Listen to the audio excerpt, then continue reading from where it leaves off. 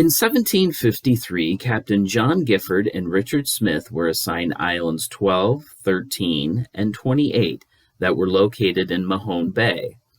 One of their islands, Island 28, is what we now know as Oak Island.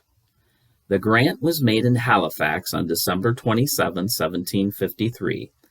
The deed was to Captain John Gifford and Richard Smith, merchants for the purpose of fishing.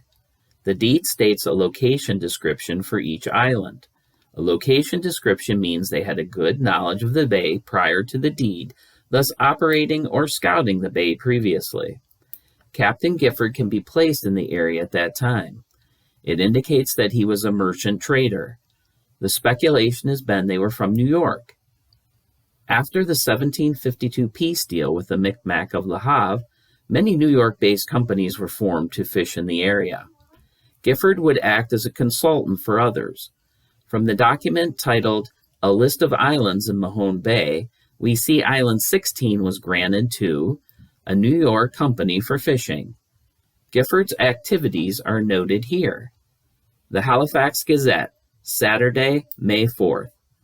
This week arrived at Lunenburg from New York, Messrs. Smith and Gifford, who, as we are informed, have brought with them several fishermen and a large quantity of stores, as they intend to carry on a fishery and cultivate land in Mahone Bay. This confirms they returned to the area in 1754, as does this regarding Captain Gifford specifically. Another article gives further information. February 19, 1754, the Pennsylvania Gazette, New York, February 11th. By Captain Gifford from Halifax, we have the following intelligence: that the day he arrived there, Colonel Monckton, with 2 sloops and 300 soldiers on board, convoyed by 2 or His Majesty's snows of war, were dispatched to Lunenburg, a place about 15 leagues west from Halifax, to quell a small insurrection of the German settlers there, where they soon arrived and found the place in a very great disorder. Captain Gifford sailed from Halifax the 8th, but the wind coming to the southeast, he put in the Lunenburg the next day, where the commander of the garrison gave him the following account and reasons for the late disturbance they had there. The French, ever studious for the welfare of Great Britain, it seems got one Huffman to infuse notions into the Germans' heads that they were still used, and that the King of England not only allowed them 3 years' provisions, but clothes as well, and that they were deprived of many privileges pertinent to British subjects, which could make appear by letters from England. They often solicited for copies of those letters, but for various pretenses were as often denied, which so enraged them that they seized Huffman, and notwithstanding all the commander of the place could do to the contrary, confined him, and by torturing him, made him confess things for truth which never entered into the thoughts of the gentleman he accused, which obliged him to seek protection in the fort. After which they remained quiet for some days, till they were informed, no doubt by some French emissary, that they intended to leave the garrison in the night, which so enraged them that they assembled to the number of 700, and went in one body to the waterside, firing their guns and making a terrible noise. And when challenged by the sentry of one of the blockhouses, were bold enough to fire upon the soldiers, but their fire was returned immediately. 2 of the mob were wounded, which intimidated them much, and the sudden arrival of Colonel Monckton soon put an end to the whole affair. They have taken all the German arms and left them defenseless. Hoffman is also taken and sent to Halifax, where though he will amply be satisfied and may possibly meet a hempen reward for his unwearied diligence and trouble in endeavoring to promote the happiness of so new a settlement at Lunenburg. Great numbers of Germans are daily out about in Mahone Bay, cutting hogshead and barrel staves, which they get in great plenty, and very convenient for water carriage to town.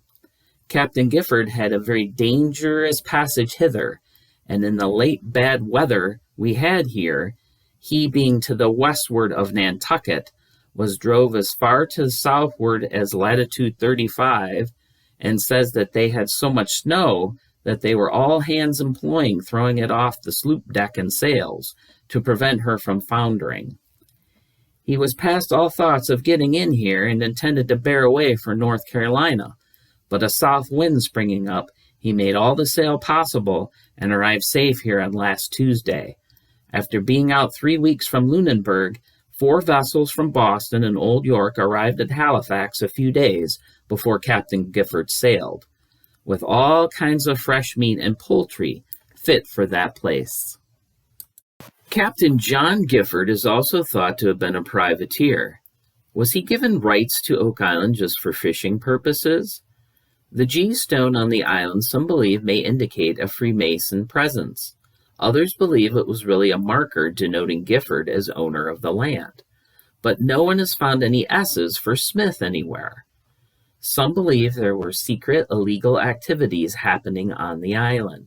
By 1765, the island was known as Oak Island and regranted under the Shoreham grants because Gifford and Smith did not uphold their end of the grant requirements. So the Crown took it back, most likely because the area was very dangerous and unsafe at the time. Perhaps the whole thing was a cover to explain why certain operations were happening on the island. Gifford may have been conducting business in New York, but it's believed he was from Philadelphia. The above story was from the Pennsylvania Gazette, which is located in Philadelphia. Later we see a Captain John Gifford described as Captain John Gifford of Old County Road, and was described as a coastal trader under duress and a smuggler in a 1775 British report on blockade activities. Another account places him as a privateer working for the colonials. The Gazette was owned by Benjamin Franklin, and if there was a Philadelphia connection, the name of Benjamin Franklin would certainly come to mind. The first official British colonial post office was opened in Halifax, Nova Scotia, in December 1755. Benjamin Franklin was the Deputy Postmaster General for the northern British colonies at the time.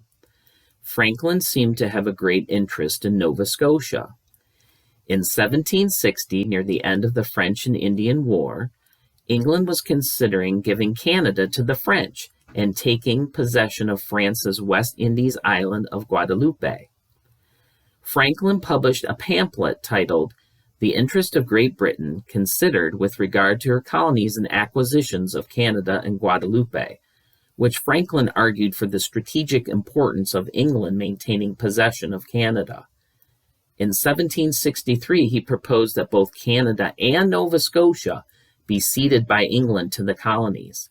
He later dropped this stance, but continued to pursue a political relationship with Canada. Franklin owned 2,000 acres in Nova Scotia associated with the Philadelphia Grant. It was granted in October 1765 to Alexander McNutt as part of the Philadelphia Grant.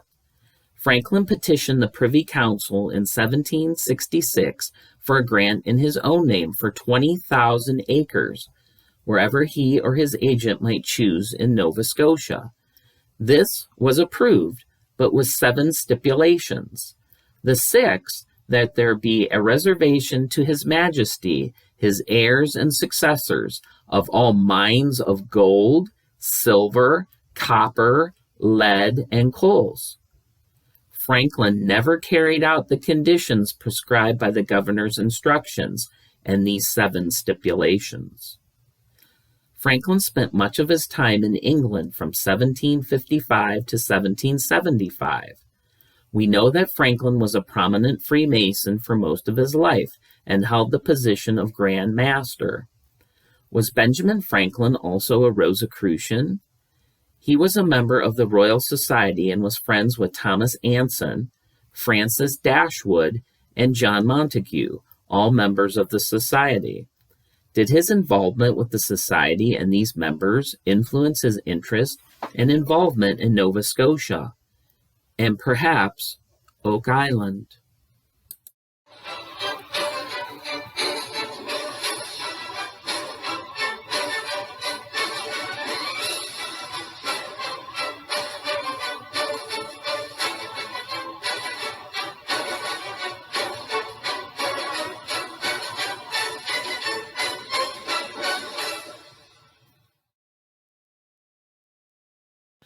Please join Quest of Oak Island Facebook group and subscribe to Quest of Oak Island podcast on YouTube for more information.